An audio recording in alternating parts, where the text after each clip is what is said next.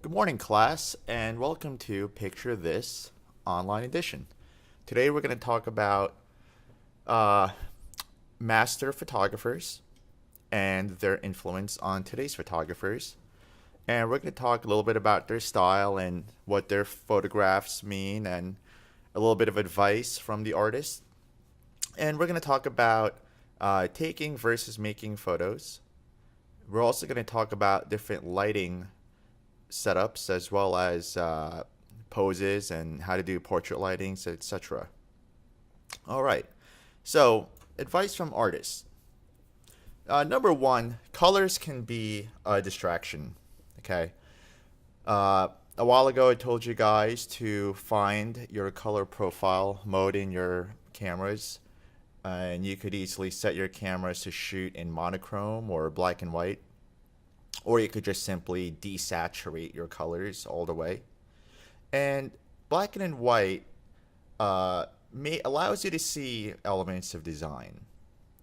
So when you shoot everything in black and white, since sometimes colors can be a distraction, you're going to see more of, or you're going to pay attention to more of the lines and shapes in your composition. So if everything's black and white, edges tend to stick out more, and you see more perspective, and you see more of shadows and lights, and you see more of a technical nature of your photographs because you see all the lines. Try to master each element of design by focusing and only capturing one element at a time. So as a good practice, what I would do is for maybe 1 week, I'm only focusing on capturing shapes, or for 1 week, focus on capturing shadows or just one key light, etc. It's a good practice to have. And there's no excuse not to leave your camera at home because cameras are so light and portable nowadays, and memory is so cheap. I usually have a nice point and shoot. I don't necessarily always bring out my DSLR with me at all times.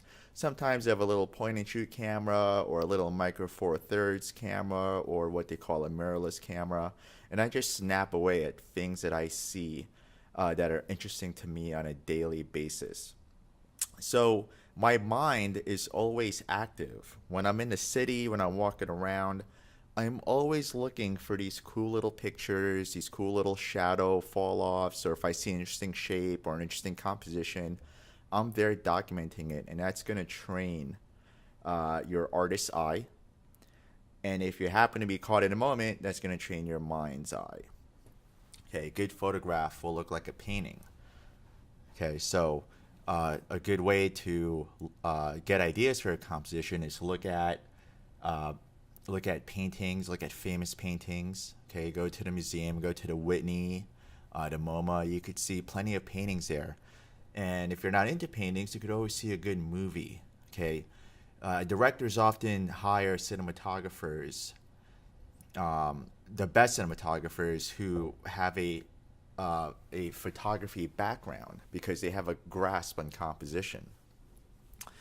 Okay, taking versus making photos. You set your stage, you plan your props, you use light modifiers, you do all this stuff. This is making your photos, and you sort of have to do this when you do portrait photography. Okay, portrait photography is always stage. You have to interact with your subject. You have to tell your subject where to sit, where to stand. You plan the background of your subject. You tell your subject, if he or she is a doctor, why don't you, maybe move towards a chart or something, or some sort of corner of the office where things are pointing at you, or maybe you could even use a light from from like a doctor's light box or whatever. Okay, taking photos is obviously you're just finding a good moment where something extraordinary happens, and you're not just snapping away, you're taking the photo, but you're still trying to find the right angle, the right perspective, the right fusion of design to make these photos more interesting. Let's look at two photographers. Okay, Jack Delano, Dorothea Lange. These are photographers who both work for the Farm and Security Administration. Okay, so they were both documentarians. And let's look at Jack Delano first. Jack Delano documented American workers in the 1940s. He's more noted for documenting the American landscape or the American consciousness.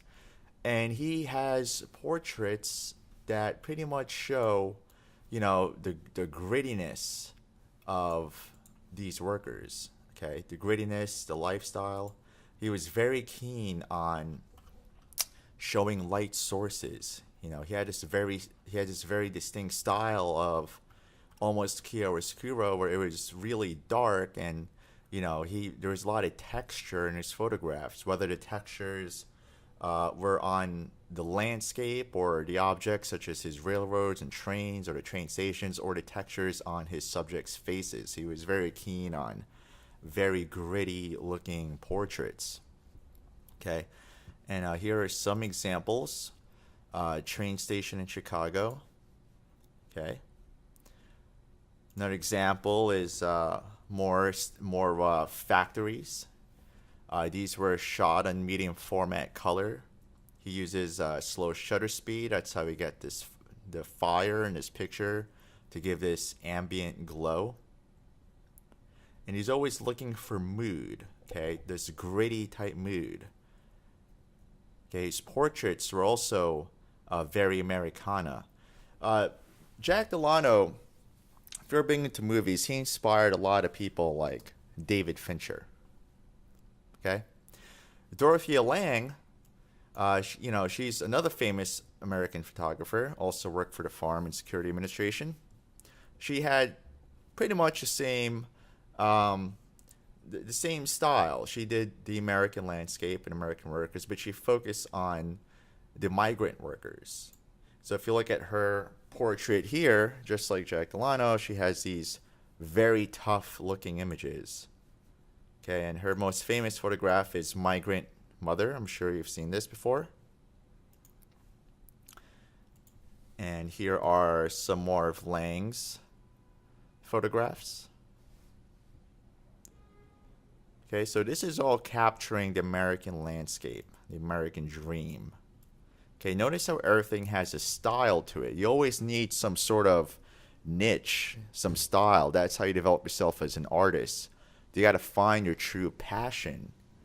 Okay, once you find your true passion, that's when you can start focusing your skills on a specific tool set. If you're into photojournalism, you're going to want to try to be more of an expert in finding natural compositions. How can I make my natural environment work for me? All right, so let's take a look at insights into photography. By the way, Jack Delano was a musician as well. That's what he was also known for. And music is basically an art form, and all art forms pretty much intertwine, and they all try to achieve the same thing, right? So here is a quote from Michael Ging. He basically says, I think a photographer working on a photo story can be like a composer working on a piece of music. You try and take the listener on a ride with an opening photograph, which leads to the main photos that tell the meat of story. Small vignettes. Vignettes is another word for detail shots or a moment of time. Adds to the overall telling of the story, and an ending shot that wraps the story up. A good piece of classical music does the same thing. It takes you in with an overture, you have a couple of movements of storytelling, verses, bridges, vice versa, and in melody, and you have a big finish at the end. Okay, so that's, if you want a little bit of structure in your photo stories, in your photo essays, you might want to think of it as a musical composition, right? You have a slow intro, you have your main verse, your main chorus, and then you slowly end it. And if you really want to be super technical, you have counterpoints and stuff like that. Your intro relates to your ending, etc. Okay. Diane Arbus, she's another famous American Jewish photographer. Okay. And you folks might relate to this. On camera, she says, on the subject of cameras, she says, I think the camera is kind of a nuisance in a way. It's recalcitrant. It's determined to do one thing, and you may want it to do something else. It's like a horse. You get to learn what it will do. So everybody always struggles with a camera, and your camera is basically your medium. Okay, it's just a tool. Okay, your camera is what you use to produce your medium. Okay, so everybody's always mastering their tool, and it's always a learning process. Especially today with modern cameras, there's so many new features and so many new things coming out. HDR, Litro, field cameras that allows you to change your focus points. There's always something new, so you always want to treat it like a horse. Okay. She also goes on the subject of portraits. She goes and says there's a power thing about the camera. Everybody knows you have some edge. You're carrying some slight magic that does something to them, and it fixes them in a way. And this is true. When I take portraits, or I'm sure when you guys take portraits, your subject is always looking to you because he or she knows that you're going to take this beautiful portrait and somehow you're going to represent them in a magical way, okay? Sort of that feeling you get when somebody takes a good picture of you. Now, a little history on Diane Arbus. She basically captured the people who are on the fringe of society. She was more interested in people that looked like they would be part of a freak show. That was just her style. That was her niche, okay? Let's look at one of her famous photographs. In this photograph, this is a boy with a grenade. Okay. First of all, just to backtrack a little bit to you, Diane Arbus, she is the only photographer that I know that could take a picture of an empty room and somehow it creeps me out. It's like a horror. It's like watching a horror movie. It's an empty room. I know there's nothing in it. I know there's no monsters. It's just a picture. But the way she captures and sees things, it speaks to me. There's a little bit of a dark, twisted fantasy going on, and I could see that.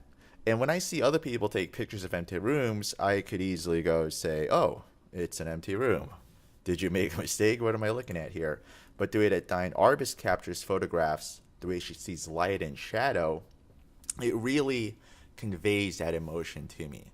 So in this picture, boy with a grenade, it looks like a happy picture almost. It's not in the dark. It's well lit. But look at the texture of the shadow of the trees casting onto the ground. Okay, it's very ominous. Okay, look at the boy's grip. See his claw-like grip? And strangely, on the other hand, you see a grenade. Okay? And one side of his suspenders is lopped off. Okay, there's this weird wide-angle perspective going on that sort of warps the reality around him. And there's like this weird-looking guy or girl, this figure in the back of his head that looks like he or she is strangely watching over. You ever hear of the Slender Man urban myth? This is one of the inspirations for that. Okay, so again, she likes to document like the freaks of nature. In this next slide, she documents this giant in an American household. Okay, another famous photograph that she did is the Siamese twins. Okay, these twins inspired the imagery for Stanley Kubrick's The Shining. Okay, and her thing was that she wanted to not only just be a documentarian, but she also wanted to have some sort of special magic in the subjects that she's photographing. So it's not just you're looking at a picture and you're judging it by the composition, but you're looking at a picture and you're judging it by the subject. So you have this emotional connection to the subject. You think about the subject. You think about, well, why is this boy doing this? Or, hey, this guy looks funny. What's going on here? And that becomes sort of like a storytelling narrative. Okay, let's look at another slide. Here's a school bus overturned. Now, class, do you think that this picture was taken, or do you think this picture was set up or staged? Is this a take or a make photo? Naturally, you'd probably think this was a take photo. It was just taken. They found a bus. However, this photo was staged. It's from this other contemporary photographer named Gregory Crutzen. Okay, here's another photograph. Do you think this was taken or if it was made? This picture was taken. It's a real life motorcycle accident. But by looking at these arrows, looking at these repetitions and patterns, the photographer was able to capture this in a stylistic way. Notice how the photographer went top down, sort of a bird's eye view or a God's eye view. Okay, and we're going to jump back to Gregory Crutzen and why he flipped that bus in a little bit. Let's take a look at painters. Edward Hopper, a very famous painter that all photographers a very famous painter that all photographers love, Edward Hopper. I'm sure you've seen this before. This is called Nighthawks. Edward Hopper, again, going with the theme of the American landscape, the American conscious. He focused on city life. And what made Edward Hopper unique was his ability to see light and shadow just like a photograph. So you know that cheap date I'm always trying to tell you to go on? Well, specifically, if you were to go to the Whitney or the MoMA or wherever, Edward Hopper is basically the painter you want to look out for. Okay, Nighthawks here. Notice the big, strong key light inside a restaurant, and look at the background. Look at that building in the back. See that street light triangle that's splashing against the red? Very masterful. Okay, see how one is dark, or through the glass of this restaurant, it's very dark and opaque behind the guy, but very transparent in the foreground. Very masterful touch on looking out for stuff like that. Let's look at another Edward Hopper painting. Okay, and his big thing was looking for large light sources. Okay, he likes windows. Here's one in a theater. Okay, notice the quality of light, the intensity of the light from the foreground to the background, even a light spill on top of the stairs over there. Here's another one of a corner apartment. Look at the shadows in there. Edward Hopper has inspired such a huge wave of photographers, a whole generation of photographers, that photographers are always looking to recreate the Hopper look. So here are two photographs, okay, that try to blend the Hopper art look and actual photographs. So this is a composition, okay? So here's a girl looking out the window. Here's another girl looking out the window. This is a very Hopper-esque composition, okay? Being reflective, looking out that window. It's a big city of dreams, yet we're still confined in these small spaces. Okay, and that's Edward Hopper. Now, much like Edward Hopper, Gregory Crutzen, the guy who flipped that bus for art's sake, he does very theatrical photography. So he literally spends like $100,000 just buying a house so he could chop it in half to take these photographs. Look at all these different light sources. Look at a reflection of the light in the bottom. This is actual water. This is not composite, folks. This happened for real. Okay. Look at this photograph of just a girl on the street. Now, this is a very surreal photograph. I mean, to a glimpse of an eye, it looks like there's nothing extraordinary about it. It's very normal. But this is literally $100,000 photograph. You see the taxi, you see the light coming inside the taxi. That's one light source. You see the light above the taxi. That's a huge like HMI light source. okay, that's shining down. It's on big stands that's hovering over houses. There's also a light on top of, not on top, but shining on the subject in front. Okay, look at her hard shadow. There's also a huge, huge light shining at this house, and there's also another light in the light porch, in the house porch. Okay, so the way he lights stuff is very cinematic. It's just like in a movie set. Okay, and this also inspired a new generation of photographers that treat their photos like a movie set with all the cinematic lighting techniques, etc. You know, I even follow this style myself. This is how I treat my lighting setups. Look at this interior of the bedroom. Now this is a composite, obviously, because there's two of her and there's an unknown naked figure in the background. But look at the lighting, look at the depth, look how far you can see. Okay, you could see the main entrance, you could see through the bathroom. Okay, look at this expert positioning of the mirrors, so you could see more depth on the right hand side. The mirror to the closet and the mirror to the bathroom. Very, very expertly done. Okay, and look at the light sources. There's a blue fringe and a purple fringe and a light yellow fringe, etc. Okay, let's talk about light 101. Let's talk about the characteristics of light. Intensity is the amount of impedance to the light. So the more reflectors, the more intense, the more diffusers, the less intense. The direct light is very intense. So imagine shining a flashlight in your face. That's very intense, right? Now imagine shining a flashlight through a shower curtain. Shower curtain is pretty much acting like a diffuser, and that's not as intense. Okay, intensity can also be characterized by how hard or how soft the shadows are, just like we saw in class a few weeks ago. Reflectance is light bouncing on different surfaces. So something that's metallic is very reflective versus something that is cotton, like a black cloth, is not reflective. Distance is light fall off. So that flashlight shining to your face at maybe 2 feet away from your eyeball, that's very, very harsh because the distance is very short. Yet if that person were to walk maybe 20 yards away from you shining that flashlight, it's probably not that intense. The quality of light is the light hard or is it soft?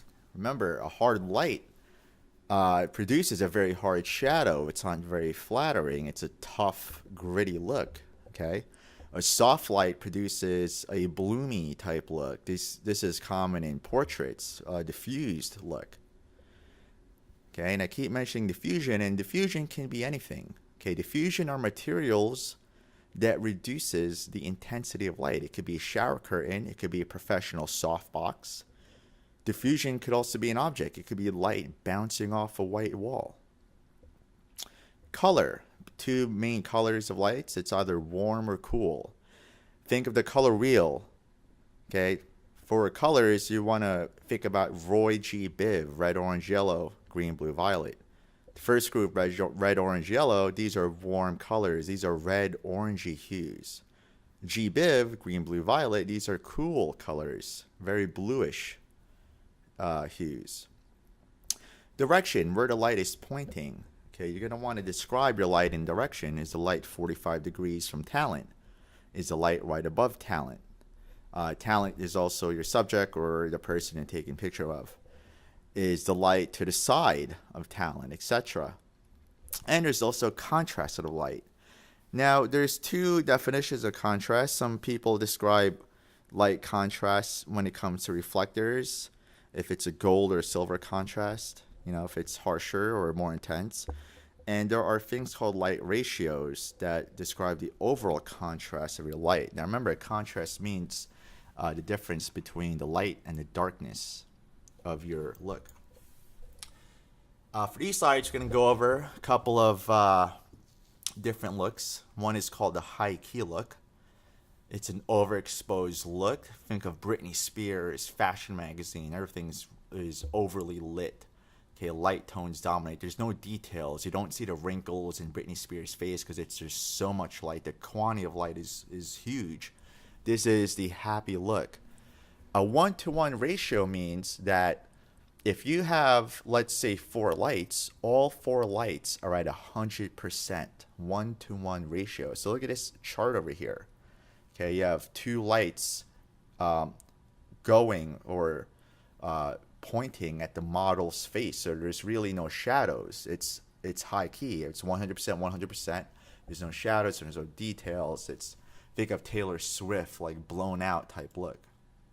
Mid key is pretty much what everybody shoots at. It's the neutral look or the natural look. There's no dominant tone. It's neither too overexposed nor underexposed. And there's a mix of direct light sources and diffuse sources. So a typical mid-key look is maybe you have one light source shining at the model, and then you have like a reflector as your fill light to fill in your model. Okay, so in this look, there are some shadows. Okay, this is what most photographs look like. So your main light is maybe at 100%, and your fill light is at a 40%. Okay, so 4-to-1 ratio. Low key, this is a very dark look. Okay, this is very moody look, what they call an emotional look. So in this lighting ratio, the dark tones dominate. Okay, key lights are usually very low or behind subjects, and shadows don't have any details, meaning the shadows are really dark. It's just black. You don't see what's in the shadows. Okay, think of David Fincher, David Lynch. Think of sports photography of boxers' portraits. It's side lighting. It's very moody. It's very dark. So if one of your light is, let's say, at 100%, your fill light is only maybe at like 20% or something like that. Okay.